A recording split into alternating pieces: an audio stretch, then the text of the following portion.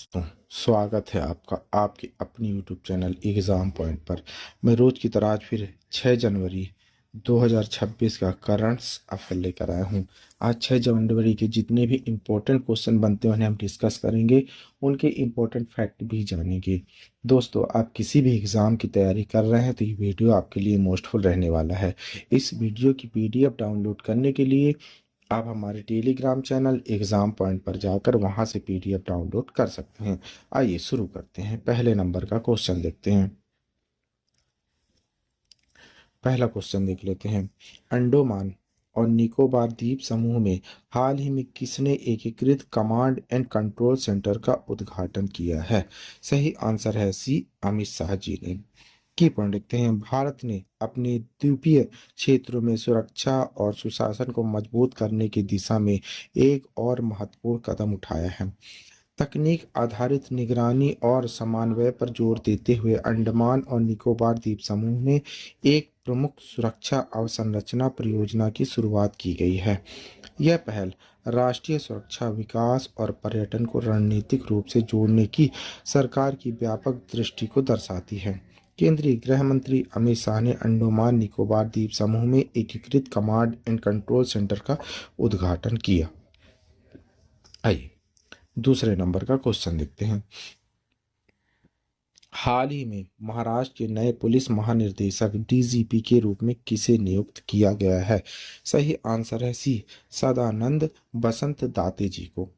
की पॉइंट लिखते हैं। महाराष्ट्र को एक नया पुलिस प्रमुख मिला है जिसमें एक वरिष्ठ और अनुभवी अधिकारी को राज्य पुलिस बल का नेतृत्व सौंपा गया है। यह नियुक्ति पुलिस नेतृत्व में स्थिरता, स्वतंत्रता सुनिश्चित करने के लिए निर्धारित न्यायिक दिशा निर्देशों के अनुरूप की गई। नए पुलिस महानिदेशक डीजीपी के पास आतंकवाद रोधी अभियानों, शहरी पुलिसिंग और केंद्रीय जांच एजेंसियों में व्यापक अनुभव है। सदानंद वसंत दाते ने महाराष्ट्र के पुलिस महानिदेशक डीजीपी के रूप में कार्यभार संभाला। उन्होंने रसीम शुक्ला का स्थान लिया जो राज्य की पहली महिला मुख्य प्रमुख महिला थी। आइए तीसरे नंबर का क्वेश्चन देखते हैं। एयर मार्शल तेजिंदर सिंह ने किस कमान की air officer commanding in chief AOC in C का पदभार संभाला है? सही आंसर है सी, दक्षिण पश्चिमी वायु कमान का। की पॉइंट लिखते हैं। भारतीय वायुसेना ने 2026 की शुरुआत में एक महत्वपूर्ण नेतृत्व परिवर्तन देखा। एयर मार्शल तेजिंदर सिंह ने दक्षिण पश्चिमी वायु कमान की air officer commanding in chief के रूप में कार्यभार संभाला। उसकी नियुक्ति कमान स्तर पर परिचालन अनुभव, रणनीतिक योजनाओं और सशक्त नेतृत्व पर भारतीय वायुसेना के विशेष जोर को दर्शाती है। एयर मार्शल तेजिंदर सिंह ने 1 जनवरी 2026 को दक्षिण पश्चिमी वायु कमान के एओसी इन सी का पदभार ग्रहण किया। कार्यभार संभालने के बाद उन्होंने युद्ध स्मारक पर पुष्प चक्र अर्पित कर शहीद सैनिकों को श्रद्धांजलि दी, जिससे उनके नए दायित्व की औपचारिक शुरुआत हुई है। आइए चौथे नंबर का क्वेश्चन देखते हैं। हाल ही में किस राज्य ने देश में सबसे पहले अपना 8वां राज्य वेतन आयोग गठित कर दिया है? सही आंसर है सी, असम ने। की पढ़ते हैं। असम ने सरकारी वेतन सुधारों के क्षेत्र में पहल करते हुए देश का पहला राज्य बनने का गौरव हासिल किया है, जिसे अपनी 8वीं राज्य वेतन आयोग एक्स स्टेट पे कमीशन का गठन किया गया। यह सक्रिय निर्णय में वेतन आयोग का कार्यकाल 1 जनवरी 2026 को समाप्त होने से पहले लिया गया है।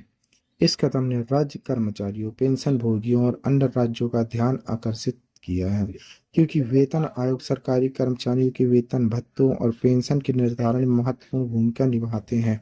आयोग का समय से पहले गठन समय असम सरकार की वेतन संशोधन प्रक्रिया को तेज करने की मंशा को दर्शाता है। आइए आगे बढ़ते हैं। 5वें नंबर का क्वेश्चन देखते हैं। हाल ही में किस देश ने आधिकारिक रूप से क्रिप्टो करेंसी माइनिंग और एक्सचेंजों को वैध कर दिया है? सही आंसर है सी, तुर्कमेनिस्तान। की पूर्ण लिखते हैं। एक बड़े आर्थिक नीतिगत बदलाव के तहत तुर्कमेनिस्तान ने आधिकारिक रूप से क्रिप्टो करेंसी माइनिंग एक्सचेंजों को वैध कर दिया। अपनी कड़ी नियंत्रित अर्थव्यवस्था और लंबे समय से चली आ रही अलगाववादी नीतियों के लिए जाना जाने वाला यह देश अब सावधानी पूर्वक डिजिटल क्षेत्र को खोलने की दिशा में एक बड़ा कदम बढ़ रहा है। यह फैसला प्राकृतिक गैस निर्यात पर निर्भरता कम करने, शासन के आधुनिकीकरण और तकनीकी निवेश को आकर्षित करने के प्रयासों का हिस्सा माना जा रहा है, हालांकि राज्य का सख्त नियंत्रण बना रहेगा। आइए छठे नंबर का क्वेश्चन देखते हैं। चेन्नई में आयोजित 9वें सिद्ध दिवस समारोह का विषय क्या था? सही आंसर है सी, वैश्विक स्वास्थ्य के लिए सिद्ध। की पढ़ रखते हैं। 9वें सिद्ध विकास दिवस का विषय वैश्विक स्वास्थ्य के लिए सिद्ध था। विषय ने निवारक स्वास्थ्य सेवा में सिद्ध चिकित्सा की भूमिका पर प्रकाश डाला। इसने अनुसंधान, नवाचार, वैश्विक कल्याण चुनौतियों पर जोर दिया। समारोह का उद्देश्य सिद्ध को मुख्यधारा की स्वास्थ्य सेवा प्रणालियों में एकीकृत करना था। आइए 7वें नंबर का क्वेश्चन देखते हैं। पहली मौखिक गोली मिटिवेट, जिसे हाल ही में अमेरिकी खाद्य एवं औषधि प्रशासन द्वारा अनुमोदित किया गया है, किस बीमारी के लिए एक अभूतपूर्व उपचार है? सही आंसर है सी, थैलेसीमिया। की पढ़ते हैं। मेटिपिवेव दवा को थैलेसीमिया वाले वयस्कों में एनीमिया के इलाज के लिए मंजूरी दी गई। यह अल्फा और बीटा थैलेसीमिया दोनों के लिए प्रभावी है। इस दवा का उपयोग ट्रांसफ्यूजन निर्भर और गैस ट्रांसफ्यूजन निर्भर रोगियों में किया जा सकता है। यह थैलेसीमिया से संबंधित एनीमिया के लिए स्वीकृत पहली मौखिक दवा है। आइए आगे बढ़ते हैं। 8वें नंबर का क्वेश्चन देखते हैं। किस भारतीय राज्य ने जन्म के समय लिंग अनुपात SRB में महत्वपूर्ण सुधार दर्ज किया, जो 2025 में 923 तक पहुंच गया, जो पिछले 5 वर्षों में सबसे अधिक है? सही आंसर है सी, हरियाणा। हरियाणा के सीएम कौन है? नायब सिंह सैनी जी, याद रखिएगा। की पढ़ लेते हैं। हरियाणा का SRB 2025 में 923 तक पहुंच गया, जो पिछले 5 वर्षों में उच्चतम स्तर है।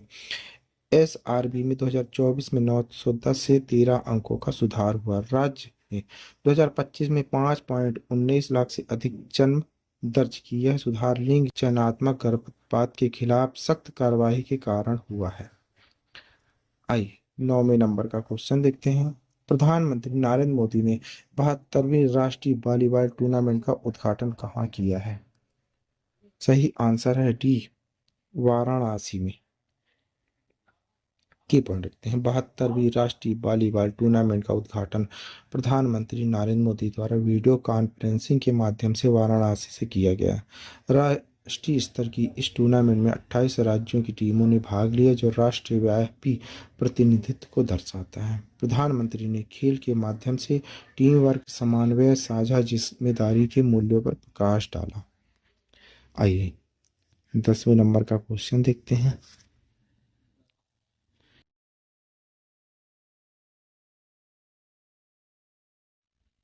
आधिकारिक आंकड़ों के अनुसार किस राज्य ने अंगदान में राष्ट्रीय स्तर पर पहला स्थान प्राप्त किया है? सही आंसर है ए, तमिलनाडु ने। की पूर्ण लिखते हैं। कर्नाटक ने 2025 में 198 अंगदान दर्ज किए, जो राज्य के लिए अब तक का सबसे अधिक है। 2025 का आंकड़ा 2023 में हासिल किए गए 178 अंगदान के पिछले रिकॉर्ड को पार कर गया। इस प्रदर्शन के साथ कर्नाटक ने अंगदान में राष्ट्रीय स्तर पर तीसरा स्थान हासिल कर लिया है। आइए 11वें नंबर का क्वेश्चन देखते हैं। ग्रामीण और कृषि जीवन को दर्शाने वाले हिंदी साहित्य में योगदान के लिए इफ्को साहित्य सम्मान 2025 से किसे सम्मानित किया गया है? सही आंसर है सी, मैत्रेय पुष्पा को।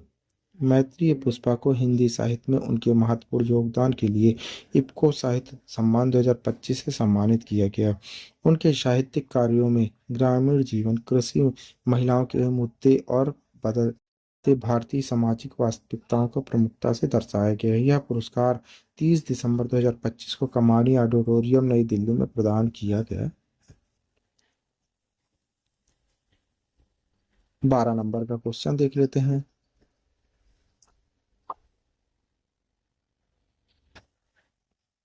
किस राज्य सरकार ने सभी नए सड़क साइनेज पर क्यूआर कोड को शामिल करना अनिवार्य कर दिया है ताकि निर्माता और वारंटी विवरण प्रदान किया जा सके?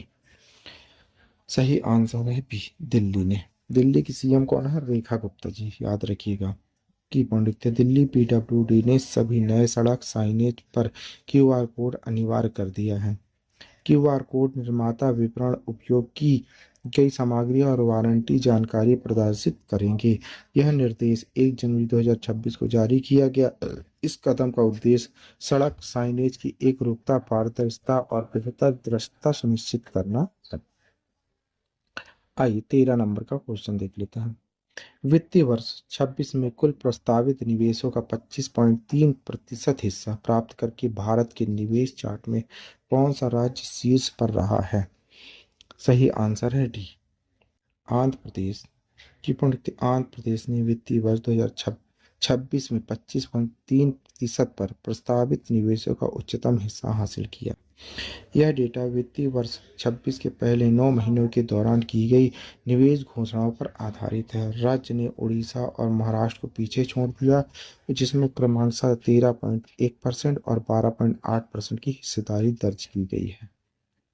आइए 14 नंबर क्वेश्चन देखते हैं। केंद्र सरकार ने किस राज्य में smart green aquaculture farm and research institute और रिसाइक्लिंग एक्वाकल्चर सिस्टम RA सुविधा का उद्घाटन किया है? सही आंसर है ए, तेलंगाना। की smart green aquaculture farm and research institute Telangana में स्थित है। यह सुविधा हैदराबाद के पास रंगारेड्डी जिले के कंदुकुरम मंडल में स्थित है। यह भारत की पहली वाणिज्यिक स्थिर उष्णकटिबंधीय RS आधारित रेनबो ट्राउट एक्वाकल्चर सुविधा है। आइए तेलंगाना के बारे में देखते हैं। तेलंगाना राजधानी हैदराबाद है। आधुनिक कृषि एक्वाकल्चर प्रौद्योगिकी को तेजी से अपनाने के लिए जाना जाता है। नवाचार आधारित मत्स्य पालन विकास के लिए उभरता हुआ केंद्र है। आइए लास्ट क्वेश्चन देख लेते हैं 15 नंबर। 26 जनवरी 2026 को गणतंत्र दिवस समारोह में मुख्य अतिथि के रूप में किसे आमंत्रित किया गया है? सही आंसर है सी, यूरोपीय संघ EU के शीर्ष नेता की रखते हैं। भारत के गणतंत्र दिवस समारोह 26 जनवरी 2026 में कूटनीतिक दृष्टि से विशेष महत्व देखने को मिल सकता है। मीडिया रिपोर्ट के अनुसार यूरोपीय संघ EU के शीर्ष नेता मुख्य अतिथि के रूप में शामिल हो सकते हैं। यूरोपीय संघ द्वारा भारत के निमंत्रण को स्वीकार किया जाना ऐसे समय में भारत EU रणनीतिक साझेदारी के बढ़ते महत्व को दर्शाता है, जब वैश्विक आर्थिक और भू राजनीतिक समीकरण तेजी से बदल रहे हैं। आइए आपके लिए क्वेश्चन है, इसी क्वेश्चन का आंसर आप लोग को कमेंट्स बॉक्स में देना है। क्वेश्चन देखते हैं। भारतीय वैज्ञानिक मौसम अवलोकन और पूर्वानुमान को मजबूत करने के लिए किस सरकारी मिशन के तहत दिल्ली में 3D प्रिंटेड स्वचालित मौसम स्टेशन AWS तैनात कर रहे हैं? मिशन मौसम, मिशन डिजिटल अर्थ, मिशन इंद्रधनुष, राष्ट्रीय मानसून मिशन। दोस्तों इस क्वेश्चन का आंसर आप लोग को कमेंट्स बॉक्स में देना है। क्वेश्चन का आंसर आप लोग कमेंट्स बॉक्स में जरूर दीजिएगा, भूलिएगा नहीं।